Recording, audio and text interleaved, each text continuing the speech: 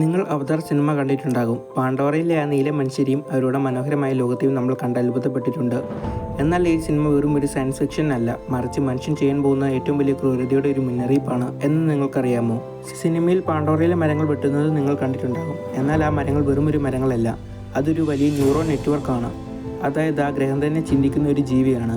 ഓരോ മരം വെട്ടുമ്പോഴും മനുഷ്യർ ആ ഗ്രഹത്തിന്റെ തലച്ചോറിലെ കോശങ്ങളെയാണ് കൊല്ലുന്നത്. സ്വന്തം ഗ്രഹം നശിപ്പിച്ചു കഴിഞ്ഞ മനുഷ്യർ മറ്റൊരു ജീവനുള്ള ഗ്രഹത്തെ ജീവനോടെ കൊന്നു തിന്നാൻ വരുന്ന ഒരു ഭീകരമായ അവസ്ഥയാണ് അവതാർ നമുക്ക് കാണിച്ചു തരുന്നത്. മനുഷ്യരുടെ ഡീനയും നാവികളുടെ ഡീനയും ചേർത്ത് നിർമ്മിച്ചതാണ് ഈ അവതാർ രൂപങ്ങൾ. എന്നാൽ ഇതിന് പിന്നിൽ ഒരു ഇരുണ്ട വശമുണ്ട്. മനുഷ്യർ ആ ശരീരത്തിൽ പ്രവേശിക്കണമെങ്കിൽ അവതാർ തങ്ങളുടെ മനുഷ്യത്വം പൂർണ്ണമായി ഉപേക്ഷിക്കേണ്ടി വരുന്നു. സിനിമയിലെ ജേക്ക് സള്ളിയെ നോക്കൂ. പതുക്കെ അവൻ തൻ്റെ വർഗത്തെയും തൻ്റെ ശരിയായ ശരീരത്തെയും വെറുക്കാൻ തുടങ്ങുകയാണ്. അതൊരു മാറ്റമല്ല, മറിച്ച് ഒരു വ്യക്തിയുടെ മനസ്സിനെ മറ്റൊരു ജീവിയുടെ ശരീരത്തിൽ തളച്ചിടുന്ന ഭീകരമായ ഒരു പരീക്ഷണമാണ്. എന്തിനാണ് മനുഷ്യർ പാണ്ഡോറയിലേക്ക് വന്നത്?